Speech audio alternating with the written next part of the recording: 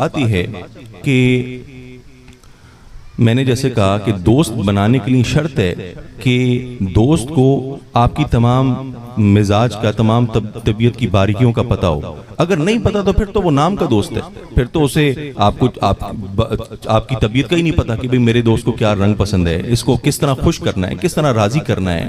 اگر ناراض ہو جائے میرا دوست تو میں کس طرح راضی کروں اور کیا اس کے لیے تحفہ لے کر آؤں، کون سے تحائف پسند کرتا ہے، کون سے اس کو کوئی گیت گانے پسند ہیں، اس کا مزاج کیسا ہے، غصے کا تیز ہے یا محبت سے بات مان لیتا ہے، کون سا اسے کھانا پسند ہے، مشروب پسند ہے۔ تو یہ باریکیاں پتہ ہوں گی تو دوست کو راضی کرو گے نا۔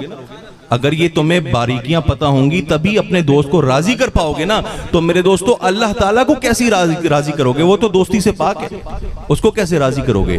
اس کا طریقہ بھی اللہ تعالیٰ نے ہمیں بتا دیا کہ اے لوگو خوب جان لو، اگر تم مجھ سے دوستی کرنا چاہتے ہو